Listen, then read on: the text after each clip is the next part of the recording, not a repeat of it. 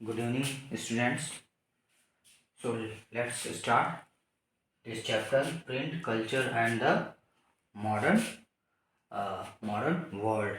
Okay, तो अब तक हमने पढ़ लिया है कि जॉन गुटेनबर्ग ने कैसे मॉडर्न प्रिंटिंग प्रेस का इन्वेंट किया।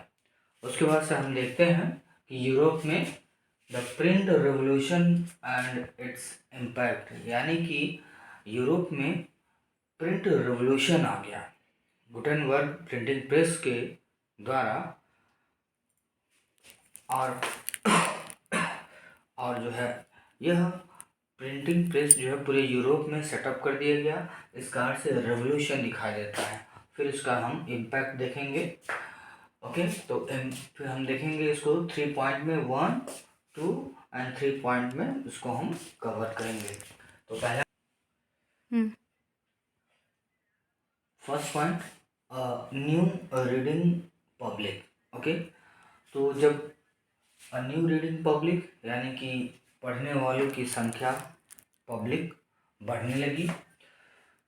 Printing reduce the cost of book, यानी कि जब रेवोल्यूशन दिखाई देता है तो इस रेवोल्यूशन के कारण हम देखते हैं ढेर सारी किताबें छपने लगी और मार्केट में पहुंचने लगी। तो नो डाउट कॉस्ट की बुक की कॉस्ट क्या होगी, वो काफ़ी डाउन हो जाएगी। इस कारण से now common people started by it और परचेजिंग इट। इससे क्या हुआ कि कॉमन पीपल भी इसे खरीदने लगा और पढ़ने लगा। लेकिन यह क्या था, अर्लियर रीडिंग वॉज, यानी कि जो बुक थी, book reading was restricted to elites, यानी कि यह केवल एलिट क्लास यानी कि रिच पीपल, केवल रिच के लिए ही, केवल रिच लोग ही जो बुक होते थे वो पढ़ते थे। और साथ ही साथ क्योंकि बुक महंगी भी होती थी, इस कारण से वही अफोर्ड कर पाते थे। ओके, तो हम देखते हैं। ओके, अब क्या हुआ, जब बुक की बाढ़ मार्केट में आ गई, गांव में आ पहुंच गई, बुक शहरों में तो थी ही, तो फिर ballads, resides and folk tales narrated. Ballad reside means historical accounts, यानी कि यूरोप की हिस्ट्री और हिस्ट्री में जो उनके किंग रहे हैं, हीरोज रहे हैं, उनकी किताब, उनसे संबंधित जो कहानियाँ थी वो रिसाइट होने लगी। रिसाइट मतलब होता है उसकी व्याख्या की जाने लगी। ओके, ये सब से संबंधित किताबें मार्केट में आ गई।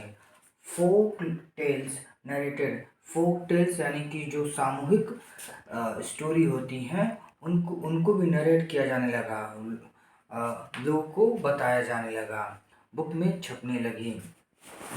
पीपल गैदर्ड इन विलेज, कहाँ पे, village, even town also, and taverns, taverners, okay, taverners to listening. Okay, it means यह होता है एक कह सकते हैं कि बियर की दुकान है, ओके, अल्कोहल शॉप है, जहाँ पे 10 लोग 25 लोग बैठते हैं और फिर वो इन्हीं बुकों के बारे में डिस्कस करते हैं। ओके, ओरल कल्चर, और हम देखते हैं कि जो पढ़े लिखे हैं वो बुक लेकर के पढ़ा रहे हैं और 25-50 लोग यानी 50-100 पीपल्स वर लिसनिंग। ओके, तो ये एक ओरल कल्चर भी चलने लगा, क्योंकि अभी क्या था, अभी सभी लोग पढ़े लिखे नहीं थे, कुछ लोग पढ़े थे, तो वो बुक लेकर के लोगों के बीच में रिसाइट करते थे, एक्सप्लेन करते थे, बताते थे। इस कारण से भी लोग जागरूक हुए और इवन लोग पढ़ने के लिए उत्सुक हुए, पढ़ने की कोशिश करने लगे। ओके, तो इस तरह से हम देखते हैं कि प्रिंट रिवोल्यूशन दिखाई देता है। सम बुक्स वर इलस्ट्रेटेड पिक्चर, और बुक एडवांस हो गई थी, उसमें फिगर बनाए जाने लगे, बुक के अंदर फिगर बनाए जाने लगे। इससे क्या हुआ, लोग बिना पढ़े ही स्टोरी समझ जाते थे, स्टोरी समझने की कोशिश करते थे और समझ में आ जाता था। जैसे कि आज की डेट में हम देखते हैं कार्टून बुक्स दिखाई देता है। तो इस तरह से इन सब के माध्यम से पीपल के अंदर जागरूकता आई, पीपल पढ़ाई की ओर ध्यान देने लगा, और इसे ही कहते हैं प्रिंट रेवोल्यूशन। अब इस रेवोल्यूशन, इस अवेयरनेस, इस जनता के बीच जो पढ़ा रीडिंग के थ्रू जो चेंजिंग आएगा, उसका क्या असर दिखाई देता है, तो हम देखते हैं उसका। तो सेकंड पॉइंट देखते हैं, अब इम्पैक्ट देखते हैं। रिलीजियस डिबेट यानी कि धार्मिक बहस शुरू हो गई। Okay, the fear and the fear of print. Okay, तो पहले देखते हैं जो धार्मिक बहस चर्चाएं होने लगी वो क्या थी। Reading religious and social books, people started debate on it. Okay, यानी कि जो धार्मिक क्रियाकलापें हैं, धार्मिक जो हमारे जो परंपराएं हैं और सोशल जो परंपराएं हैं वो कितना सही है, कितना गलत है, लोग अब इस बारे में जागरूक होने लगे थे, लोग इस बारे में अब चर्चा करने लगे थे। ओके, और हमने देखा कि कुछ लोगों ने रिचुअल्स को, धर्म से संबंधित बातों को, क्रियाओं को, कामों को वो क्रिटिसाइज भी करने लगे। क्रिटिसाइज मीन्स आलोचना करने लगे। ओके, तो देखते हैं इसमें कोई है भी क्या।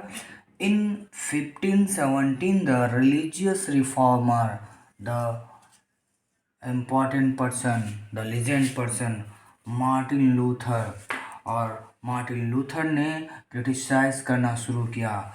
किसका? Wrote 95 thesis means principle, okay, नियम ऑफ रोमन कैथोलिक चर्च, यानी कि रोमन कैथोलिक चर्च के ऊपर 95 थेसिस नियम लिखे। ओके, यानी कि जो पहले काम हो रहा था उसको उन्होंने बदलने की कोशिश की, कुछ नए नए नियम लाने की कोशिश की, यानी कि आलोचना की कि रोमन कैथोलिक चर्च में जो चीज़ें चल रही हैं वो सही नहीं हैं। Okay, that is why Martin Luther criticise and wrote the 95 theses, okay, against the Roman Catholic Church.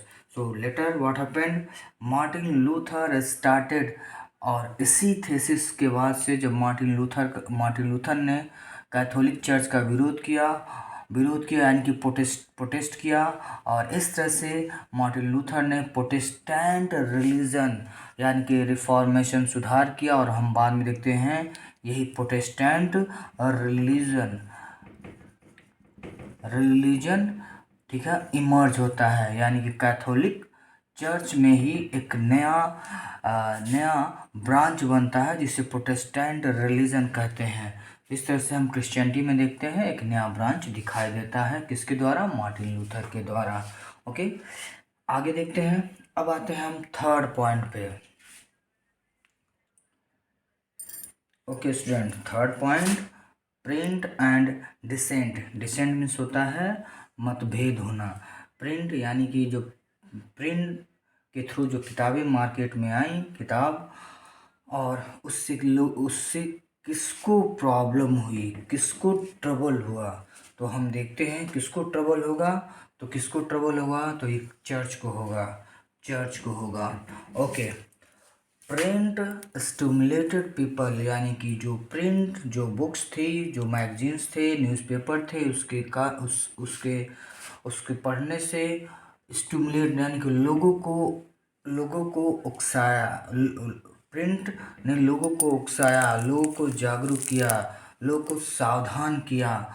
Okay, तो उसी में हम देखते हैं एक व्यक्ति हैं जो सामने दिखाई देते हैं, उनका नाम था मेनोचियो, जो इटालियन नागरिक थे। इन्होंने क्या किया? री इंटरप्रिटेड मैसेज ऑफ बाइबल के मैसेज, बाइबल्स के संदेश, बाइबल के लाइंस को उन्होंने री इंटरप्रिटेट किया। री इंटरप्रिटेट मीन्स उन्होंने फिर से व्याख्या की, फिर से समझाने की कोशिश की। उनका मानना था कि जो अभी तक बाइबल के जो मैसेज हैं, बाइबल के लाइन हैं, वो जो चर्च के द्वारा बताया गया था वो गलत है, ठीक है, सही कुछ और चीज़ें हैं।